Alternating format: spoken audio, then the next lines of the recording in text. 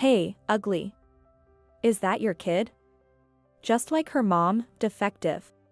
After 13 years of not seeing each other, my ex-boyfriend Sean threw this insult at me, staring me and my daughter, sitting in her wheelchair. Up and down. I was about to lose my cool and snap back at him when my husband, David, stepped in from behind me and asked, "Is there a problem with my daughter?" David's deep baritone resonated so clearly that everyone around turned their heads. But I was the only one who noticed the chilling undertone in his voice. Looking back at Sean, I saw his face had gone pale for some reason. "My name is Rachel, I'm 35 years old. I live as a housewife with my 3-year-old daughter, Natalie, and my husband David, who's 3 years younger than me. The house we live in originally belonged to David's parents, but right after we got married, David's grandmother suddenly passed away. With David's grandfather living alone at an advanced age, his parents moved into his house to take care of him. And they let us have their old place.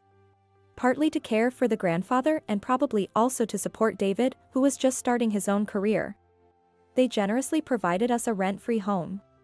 Grateful for their kindness, I visited David's grandfather every other day, helping with household chores and driving him to medical appointments until I was pregnant with Natalie.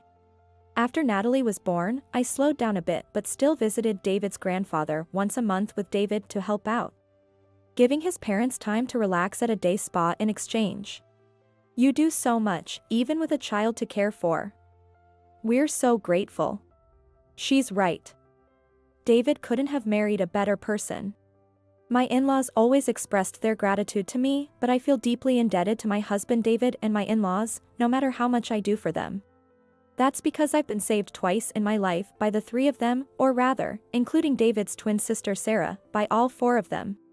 While this is David's first marriage, I was once married before, a failure. I met my ex-boyfriend, Sean, when I moved to a new apartment after getting accepted into college.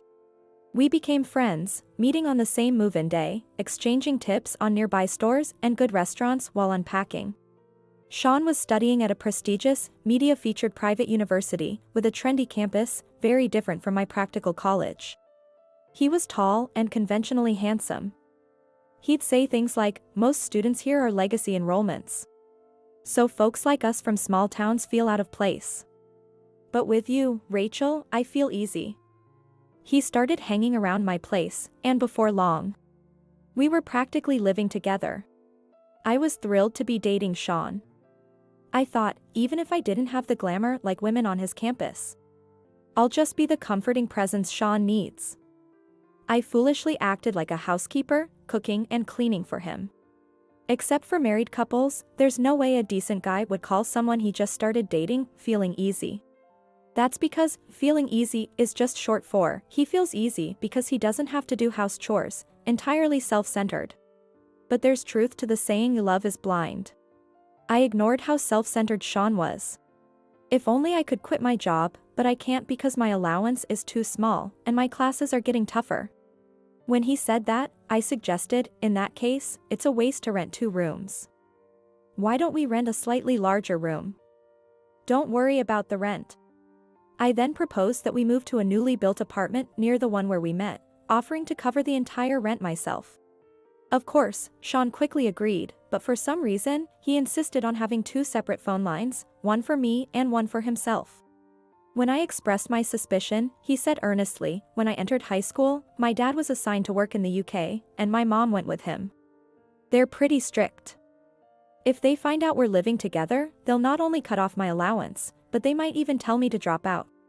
You wouldn't want that, right? And your parents would be upset too if they knew we were living together, even if we do plan to get married someday."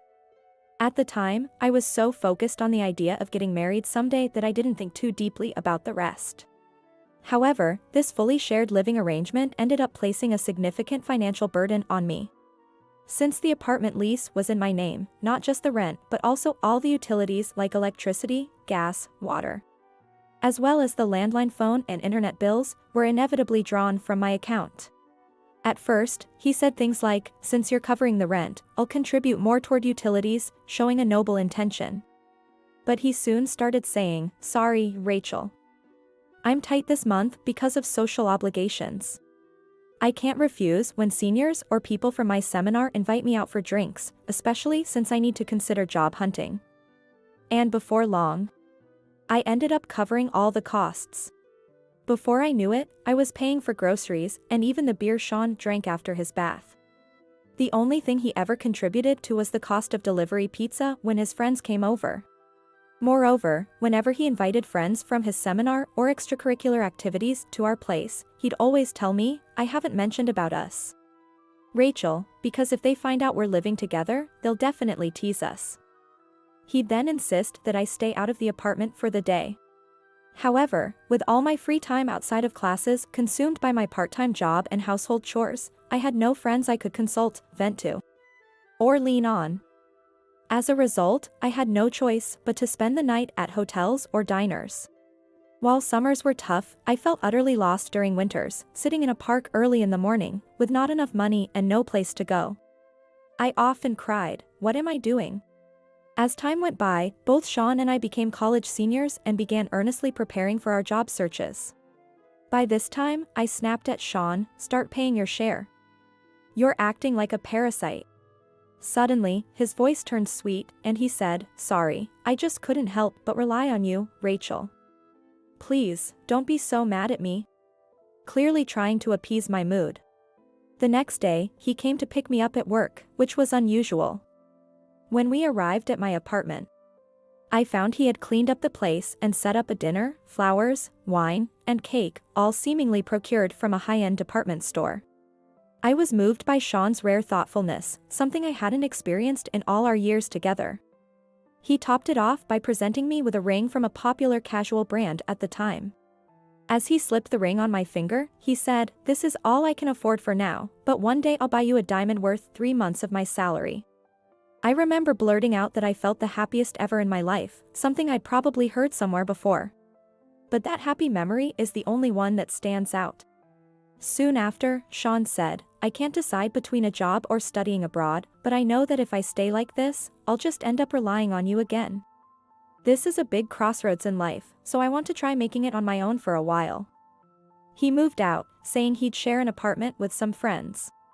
Suddenly being left alone made me anxious, but since Sean had left some of his belongings and texted or called twice daily, I decided to shift my mindset, thinking, I shouldn't feel down, I have to work hard on my job search too. Eventually, I secured an offer from my first-choice mid-sized trading company.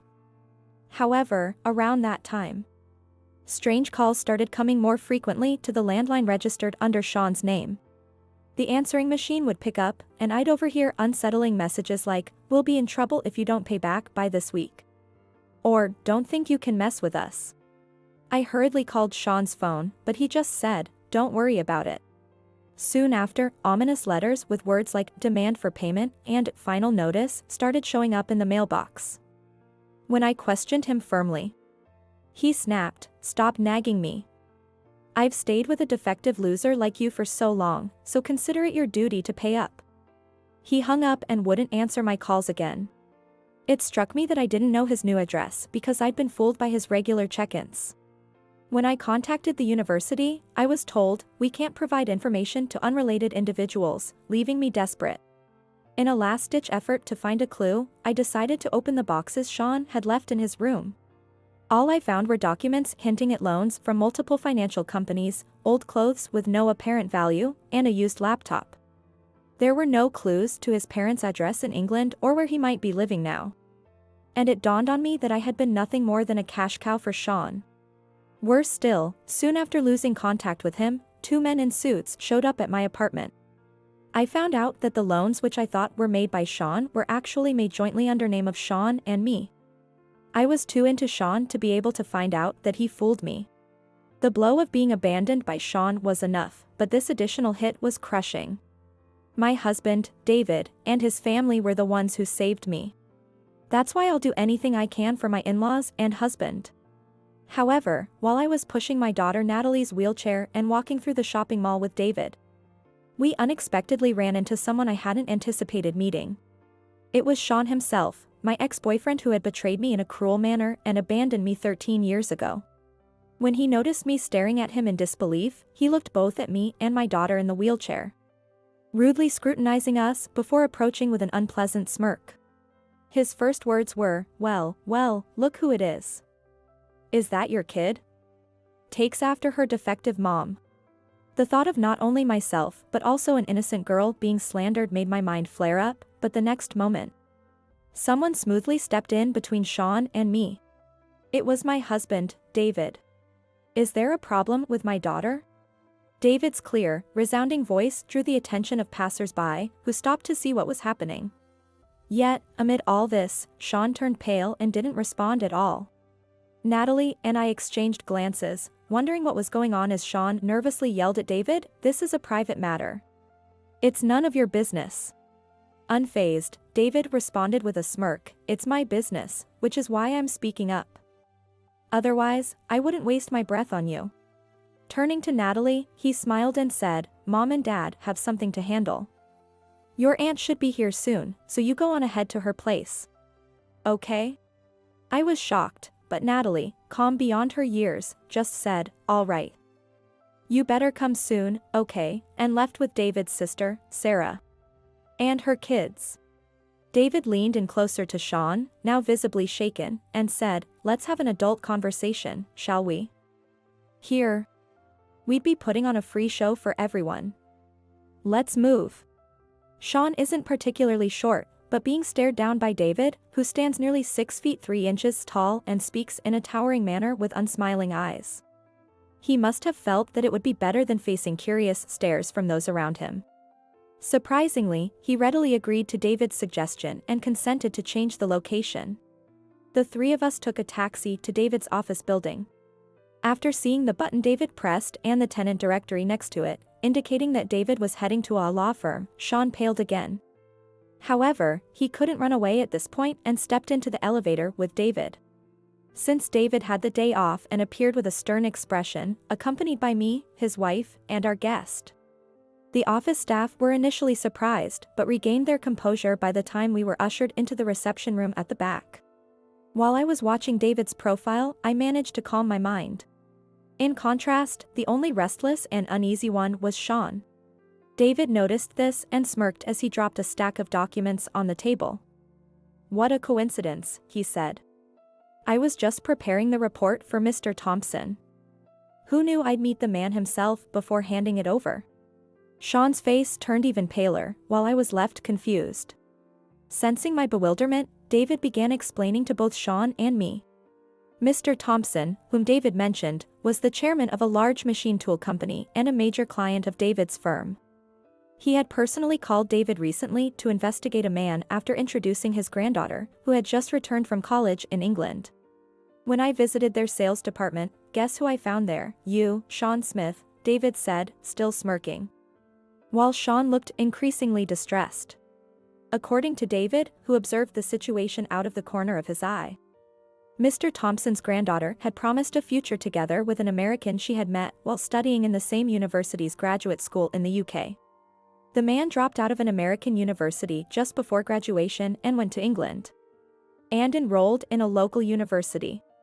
Once he graduated from university, he worked as a locally hired employee for an American company.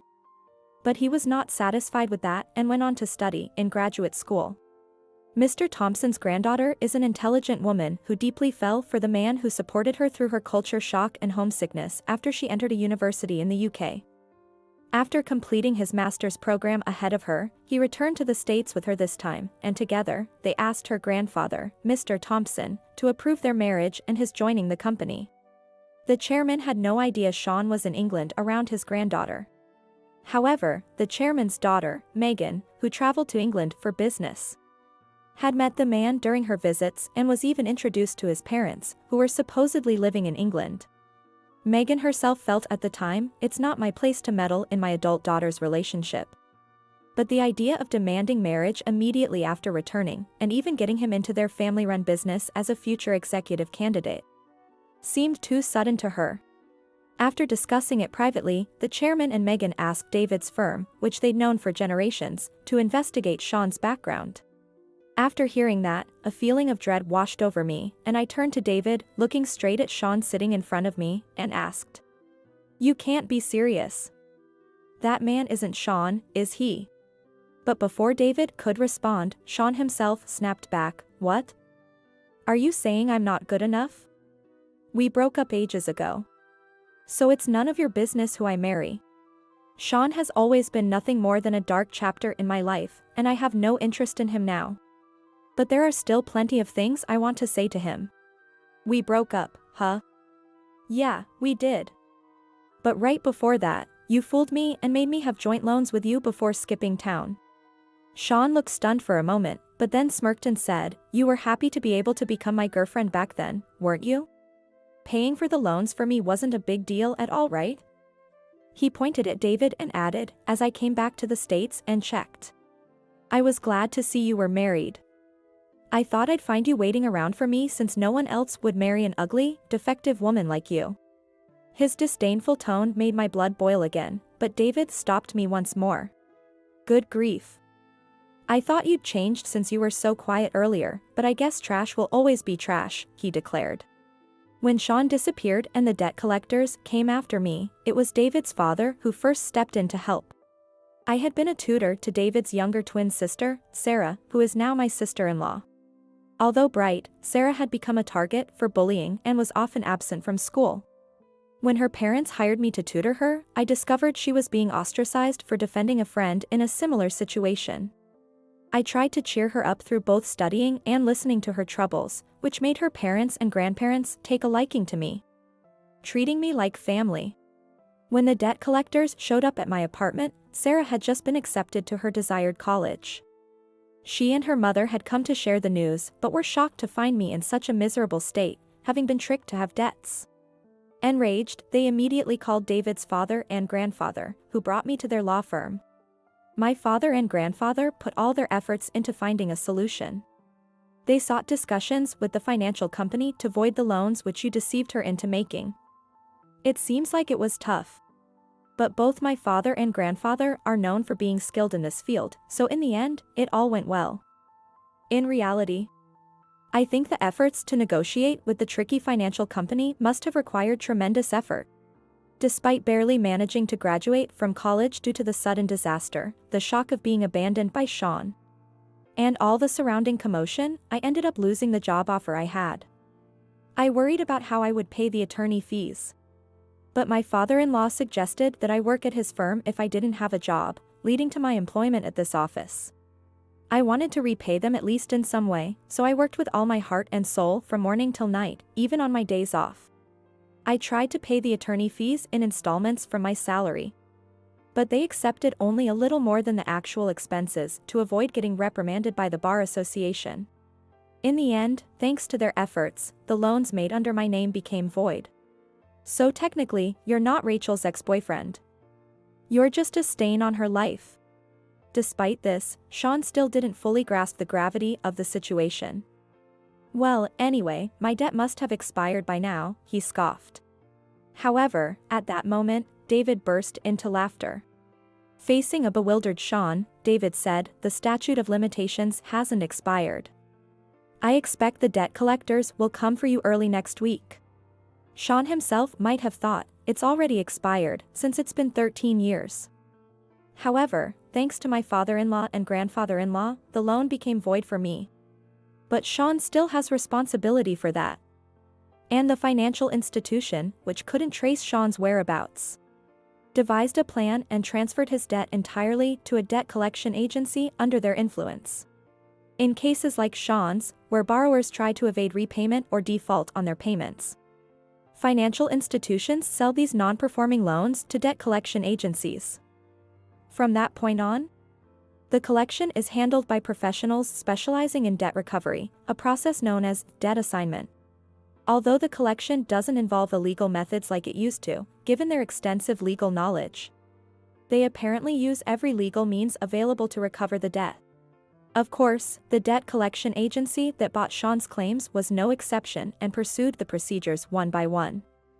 As a result, the statute of limitations was extended for another 10 years due to a court ruling in the collection company's favor, making the debt fully valid even now.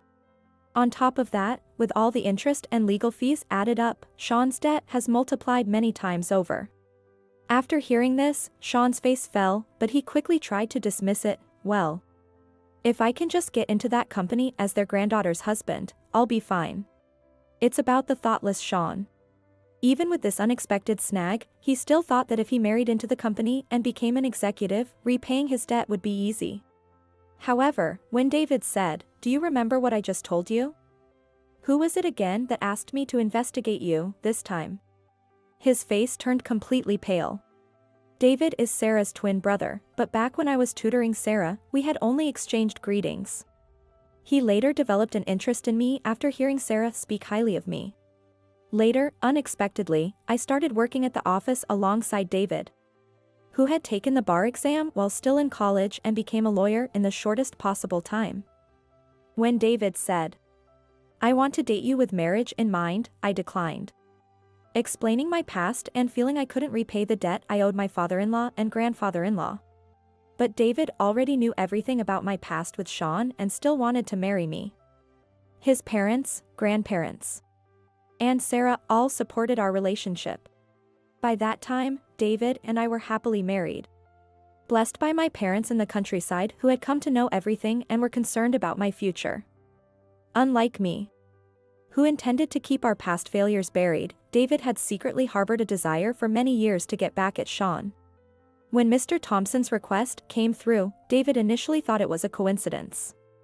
But upon further investigation, he confirmed that Mr. Thompson's granddaughter's boyfriend, Sean Smith, was the same Sean who had discarded me like trash. He put together a report and was set to submit it on Monday. You might have gotten away with it over there, but in the States, that's not going to fly. Smith is the most common surname here. So you probably thought you could just claim it was a case of mistaken identity if something went wrong, he said before sharply warning. Don't think such shallow schemes will work on a lawyer. He revealed that the report had already been scanned and sent to both Mr. Thompson and his granddaughter. And by the way, we've also informed the lenders of your whereabouts. You should expect a visit from them soon, David said with a delighted laugh. Sean suddenly burst into tears and began begging, "Please, you have to tell them it was a mistake. One man's life is on the line." However, with a chilly smile, David said firmly to Sean, "Why would I, as a lawyer, have to go against my principles by telling blatant lies to a client? Especially to someone who hurled insults like ugly and defective at a young girl in a wheelchair due to an injury? In reality, my daughter Natalie was injured while on her way to violin lessons after being knocked over by a high schooler on their phone. Since then, Shannon and her kids, worried about Natalie's depressed state, decided to celebrate after she won a prize at an art contest. Today was meant to be a day of joy, but instead, we were dragged into this mess by Sean. David is utterly devoted to Natalie, and on top of Sean's past behavior, he was furious at his words against her. Even though David turned him down coldly, Sean continued to cry and plead, "Please, my whole life depends on this. How can you ruin everything?" However, David declared, "Ruining someone's life? What right do you have to say something like that? What you tried to do to Rachel and Mr. Thompson's granddaughter is the very definition of ruining someone's life. When you curse others, you dig two graves, it's simply a boomerang that's come back to you. You should accept it with grace." Then, as Sean tried to cling to him, David brushed Sean's arm aside and said, "Your exit is that way." He called the building security, who promptly escorted Sean out of the office. David and I exchanged smiles as we listened to Sean's sobs fade away. Later, I heard Sean rush to his girlfriend, Mr. Thompson's granddaughter, with a string of excuses. But she was already growing suspicious of him. So when the truth came to light, she was furious and warned him not to show up himself in front of her again. However, that wasn't the end of it, as Mr. Thompson and Megan, who felt their beloved daughter and granddaughter had been hurt, didn't let things rest. To prevent Sean from stalking his ex-girlfriend and sending her a mountain of messages and emails in an attempt to reconcile, she filed a complaint with the police, stating that there is a suspicion that he tried to marry under a false background and attempted to infiltrate the company as a con artist. While no criminal charges were brought, the police issued a warning over his stalking behavior. Despite this, Sean persisted and was arrested and charged after multiple incidents. Although he received probation, He was still given a prison sentence. After being released, Sean tried to return to his old life, but even with probation, his criminal record prevented him from finding employment anywhere, whether in New York or elsewhere. Desperate, he attempted to move to the UK for work, but the conviction made it impossible for him to obtain a visa, forcing him to abandon his plans. After learning the full story from Mr. Thompson and the police, Sean's parents disowned him, leaving him with no one to turn to. He found himself completely alone.